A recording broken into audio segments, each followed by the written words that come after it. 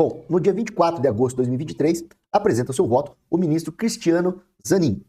E o ministro abre divergência em relação aos seus antecessores. O que eu quero dizer com isso aos senhores? Que os antecessores votaram todos pela inconstitucionalidade do artigo 28 da Lei de Drogas. Vamos relembrar: ministro relator Gilmar Mendes, Edson Fachin, Luiz Roberto Barroso, Alexandre de Moraes e Rosa Weber entenderam que o artigo 28 é inconstitucional. O ministro Zanin vai proferir seu voto no sentido de que o artigo 28 é, sim, constitucional. E eu vou mostrar para os senhores as razões desta conclusão dele. Mas, inicialmente, ele estabelece uma premissa na qual ele concorda com os seus antecessores, de que o artigo 28 ele é um pouco incongruente, ou seja, ele não está muito de acordo com o espírito da Lei de Drogas. Como já repeti aqui nesse vídeo, na parte 1 desse vídeo, a Lei 11.343/2006, ela institui a Política Nacional de Drogas. Ela não se trata apenas de uma lei incriminadora, que traz crimes e penas para usuários e traficantes. Ela traz toda a política de drogas, como ela deve ser aplicada no Brasil. E a teleologia, a ideia, os fundamentos, os valores contidos nessa lei são de ajudar o usuário e criminalizar e apenar mais veementemente os traficantes. Portanto, o artigo 28, que continua a criminalizar o usuário, seria um pouco incongruente com essa ideia central da lei, que deveria ser mais benéfica para o usuário e mais prejudicial aos traficantes. Então ele concorda com esta premissa. E ele concorda que o artigo 28, na sua aplicação prática, tem gerado um hiperencarceramento de pequenos traficantes, ou às vezes até usuários confundidos com traficantes, jovens, sem antecedentes criminais, numa situação de vulnerabilidade, e que esses jovens, ao serem inseridos no sistema presidiário, acabam por serem cooptados pelas facções criminosas, pelas organizações criminosas, e que essa lei acabou por fornecer um exército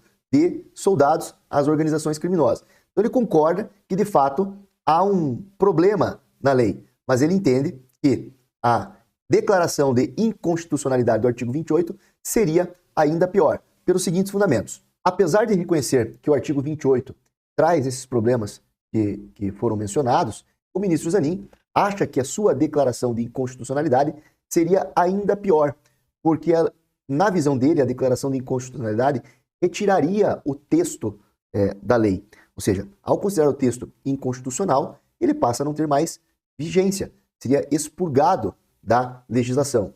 Ele não fez a mesma interpretação que os seus ministros antecessores, que fizeram uma declaração de inconstitucionalidade sem redução de texto. Ou seja, os ministros anteriores, eles declararam inconstitucional uma interpretação do artigo 28, qual seja, a interpretação de que o artigo 28 criminaliza o usuário. Ou seja, essa interpretação é inconstitucional e que o artigo 28 deveria ser entendido como uma infração administrativa. Nesta linha, ele poderia ser constitucional. Então, isso é possível, essa é uma forma de controle de constitucionalidade, você veda um tipo de interpretação daquele artigo, sem reduzir o texto, ou seja, o texto se mantém na legislação, porém, ele não é entendido mais como um tipo penal incriminador. Já o voto do ministro Zanin, ele entendeu que, declarando inconstitucional, haveria a retirada desse artigo do ordenamento jurídico, e que isto, em acontecendo, seria ainda pior. Por qual motivo? Porque no parágrafo 2º do artigo 28, há a fixação de parâmetros para o juiz, no caso concreto, decidir se uma pessoa é usuária ou traficante. Eu vou ler aqui para os senhores o que diz o parágrafo 2º do artigo 28. Para determinar se a droga destinava-se a consumo pessoal, o juiz atenderá à natureza, ou seja, se é uma droga mais leve, uma droga mais pesada, se ela causa mais ou menos danos à saúde, a quantidade da substância, então aí as gramas, quilos que foram apreendidos, ao local, ou seja, se essa droga foi apreendida, por exemplo, dentro da casa de uma pessoa, é um contexto. Agora, se ela é apreendida num ponto de venda de drogas, é outro contexto que indica mais traficância. Na casa, pode ser que indique mais para a questão da pessoa ser usuária. E as condições em que se desenvolveu a ação. Então, condições, por exemplo, é uma batida policial, com denúncias daqui naquele local a venda de drogas, com relatos de usuários que compraram drogas naquele local. Tudo isso, mesmo que se encontre lá uma pequena quantidade, vai indicar ao juiz que aquela droga se destinava ao tráfico de drogas e não ao consumo pessoal.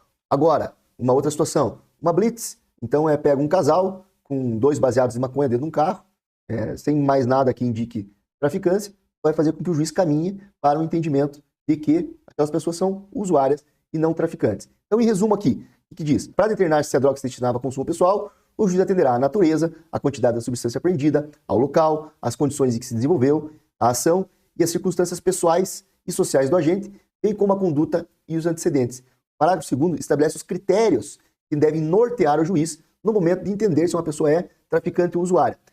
O ministro Cristiano Zanin, entendendo que a declaração de inconstitucionalidade expurgaria o texto integral do artigo 28 do ordenamento jurídico, traria uma situação ainda mais subjetiva, ficaria pior para a aferição entre usuários e traficantes, ou seja, não traria benefícios à tese defensiva.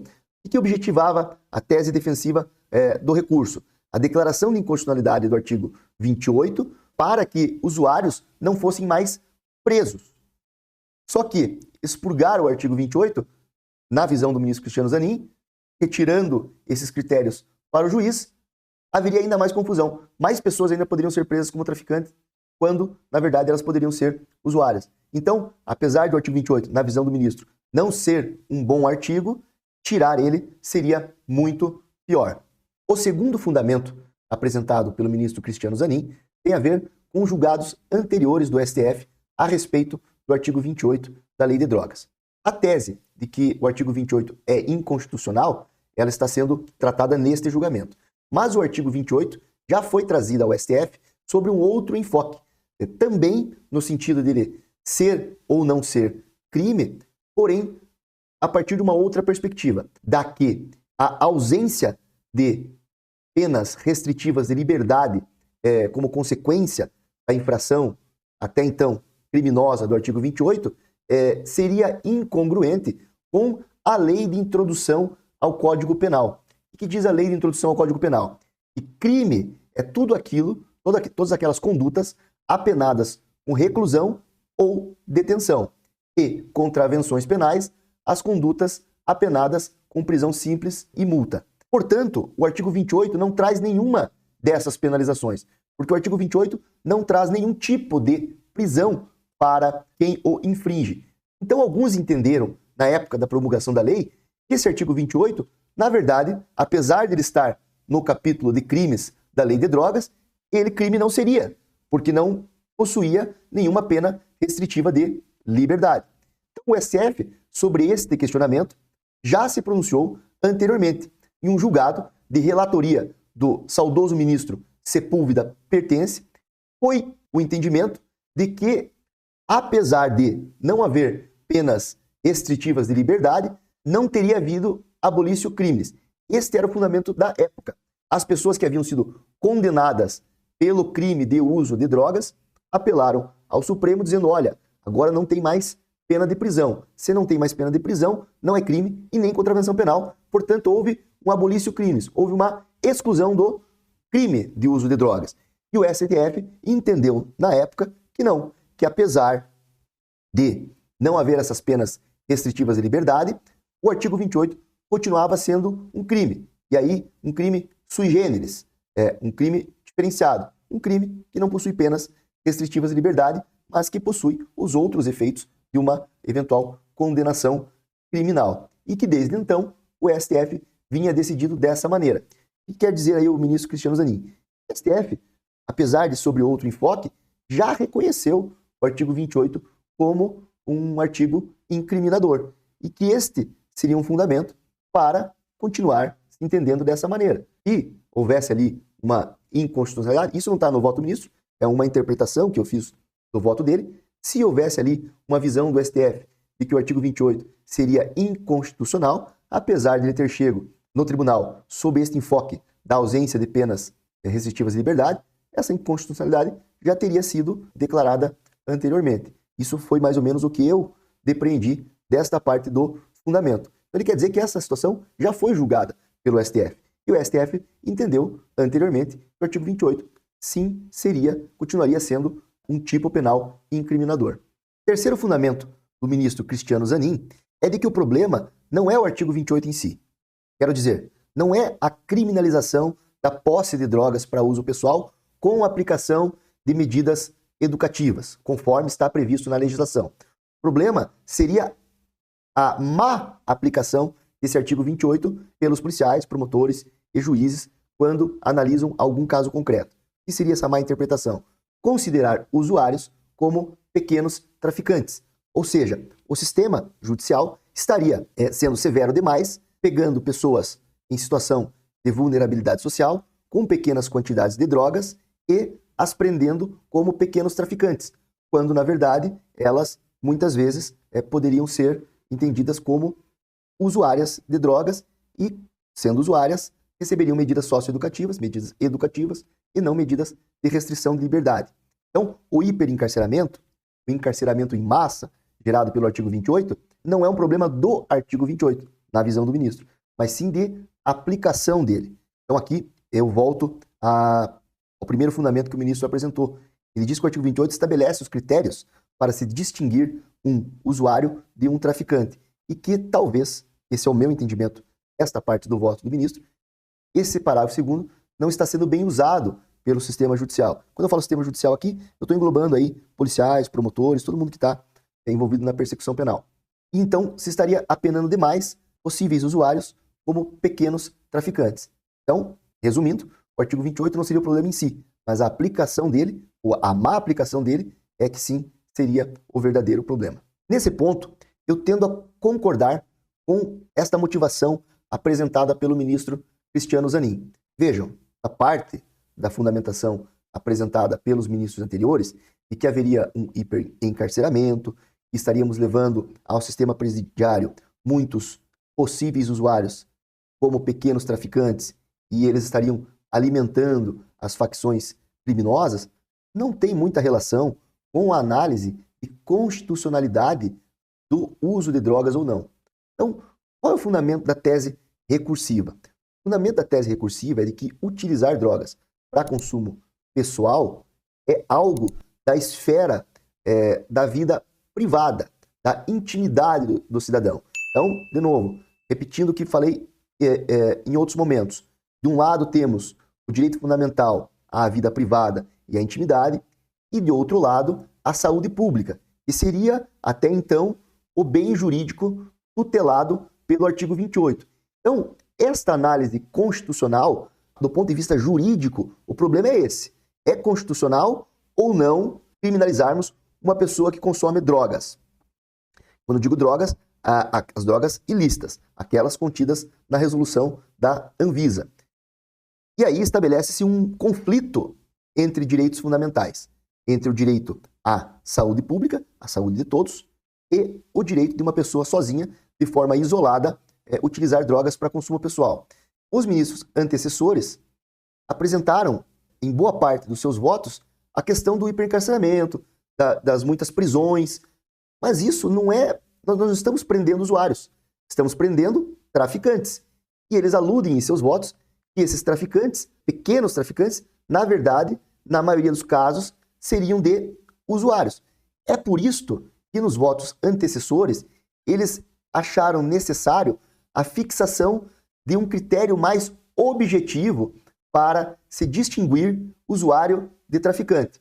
Então, vou tentar explicar em outras palavras para os senhores. Não se trata, segundo o ministro Zanin, de que o artigo 28 é inconstitucional, mas se trata da interpretação que está sendo dada nos casos concretos em que possivelmente alguém seria usuário e ela está sendo condenada como traficante. Significa dizer, não é o artigo 28 que traz o hiperencarceramento, é entender pessoas que possivelmente seriam usuárias como traficantes, está gerando o hiperencarceramento. Por isso que, como eu disse lá atrás, talvez a principal contribuição deste julgamento, e aí, sem fazer juízo de valor se isso é bom ou ruim, é o estabelecimento nas teses, ao final do julgamento, de um critério objetivo para que se distingua de maneira mais apurada quem é traficante e quem é usuário. E isso eles vão estabelecer com a fixação de uma presunção relativa a uma certa quantidade de droga, a uma certa, eles usam essa expressão, gramatura de drogas que estando abaixo dessas gramas, presumidamente, aquela pessoa seria considerada usuária. Então, para não ficar confuso, não é o artigo 28 que gera hiperencarceramento, porque o artigo 28 não prevê penas restritivas de liberdade. É o artigo 33, o artigo de tráfico de drogas. O problema está na interpretação dos casos concretos. Possíveis usuários serem interpretados como pequenos traficantes. Então, este argumento pragmático, que lá o ministro Luiz Roberto Barroso chamou de pragmatismo, mas que ele apareceu também no ministro Alexandre de Moraes, quando apresenta a sua pesquisa, o seu estudo sobre os flagrantes, ele está tratando de um problema de entendimento nos casos concretos se uma pessoa é usuária ou traficante. Ou seja, o artigo 28 em si, ele mesmo, não traz esse problema para a realidade. São os aplicadores da lei que trazem esse problema para a realidade. Então, descriminalizar ou manter crime, o artigo 28, não interferiria neste hiperencarceramento. O que interfere é a interpretação do caso concreto, se uma pessoa está enquadrada tipicamente no artigo 28 ou no artigo 33. Por isso que o ministro Zanin vai votar pela constitucionalidade do artigo 28, ele vai entender que o artigo 28 é constitucional, mas em contraposição aos seus antecessores, mas vai concordar com eles no estabelecimento de um critério objetivo, uma certa quantidade de drogas para que uma pessoa seja considerada usuária ou traficante. Nesse ponto, ele entende que daí haverá uma melhor aplicação da lei, uma melhor distinção entre se uma pessoa vai responder pelo artigo 28 ou se ela vai responder pelo artigo 23. Mas que isso não é problema de reconhecer constitucionalidade ou inconstitucionalidade no artigo 28. Continuando este raciocínio de que o problema não é no artigo 28 em si, não é na criminalização da posse de drogas para consumo pessoal, o ministro apresenta a sua próxima razão de decidir, que consiste no quê? Na visão dele, o artigo 28 protege, sim, o bem jurídico saúde pública. Isso vai contra os ministros anteriores, principalmente é uma contraposição ao voto da ministra Rosa Weber, que foi enfática nesse ponto, ao dizer que o artigo 28 não estaria tutelando a saúde pública, estaria tutelando apenas a saúde do próprio indivíduo. E se os senhores quiserem conferir, assistam lá novamente o voto da ministra Rosa Weber, que lá está a explicação completa sobre este entendimento. Então, como o artigo 28 está protegendo a saúde pública e o artigo 196 da Constituição da República diz que é dever do Estado zelar pela saúde de todos, o artigo 28 teria este argumento constitucional a seu favor, de que sendo o dever do Estado proteger a saúde de todos e o artigo 28 estando protegendo a saúde pública, ele seria constitucional. Então, no conflito de direitos fundamentais, direito à intimidade e à vida privada e direito à saúde pública, para o ministro Cristiano Zanin, deveria prevalecer a saúde pública, porque há um mandamento constitucional nesse sentido, de que o Estado deve zelar pela saúde de todos. Vamos falar em outras palavras. Na análise puramente constitucional, não na análise pragmática dos efeitos da lei. E ele, inclusive, já reconheceu que há defeitos na lei, mas ele entende que há muito mais defeitos na aplicação da lei, como eu falei logo há pouco. Na análise constitucional deste conflito de direitos fundamentais, a saúde pública deve ser protegida. E, portanto, foi uma opção do legislador considerar crime a posse de drogas para uso pessoal. E que isso está juridicamente constitucional, de acordo com a Constituição. E que todos os malefícios anteriormente relacionados estão na, como eu disse, aplicação da lei, na interpretação dos casos concretos, no entendimento que tem se dado de que possíveis usuários sejam traficantes. Mas que analisando o texto jurídico em voga, o artigo 28, ele sim está de acordo com a Constituição, porque o bem jurídico ali tutelado é a saúde pública e é dever do Estado zelar pela saúde pública. Então, para o ministro Cristiano Zanin, o artigo 28 é constitucional. Bom, o próximo argumento do ministro Cristiano Zanin tem a ver com o direito internacional. O Brasil, ele é signatário da Convenção contra o Tráfico Ilícito de Entorpecentes e Substâncias Psicotrópicas. Essa convenção foi internalizada por meio do decreto número 154 de 26 de junho de 1991, de assinatura do então presidente Fernando Collor de Mello. E o que significa isso? Significa que o Brasil aderiu a uma convenção internacional, fez um acordo com vários países, e nessa convenção há a obrigatoriedade de se criminalizar a posse de drogas para consumo pessoal. Então eu julgo que este é um tema muito importante, que não foi tratado pelos ministros antecessores ao ministro Cristiano Zanin e também não vai ser abordado pelos seus ministros subsequentes. Eles passam ao largo dessa questão. Mas eu acredito que seja uma questão de muita relevância, pois se o Brasil se comprometeu com outros países e internalizou esta convenção, ela passou a ter status de lei ordinária em nosso país. E ali ela possui, mesmo que numa lei ordinária, um mandado de criminalização. Eu vou ler para os senhores o que diz esta convenção, que no nosso país virou lei por meio da internalização. Diz assim: delitos e sanções. Cada uma das partes adotará as medidas necessárias para caracterizar como delitos penais em seu direito interno quando cometidos internacionalmente, reservados os princípios constitucionais e os conceitos fundamentais de seu ordenamento jurídico.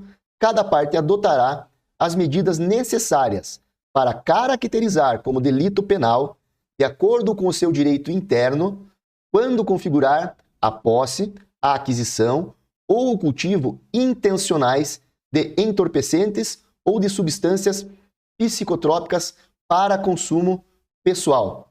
Ou seja, o Brasil se obrigou a criminalizar a posse de drogas para consumo pessoal, segundo esta convenção internacional.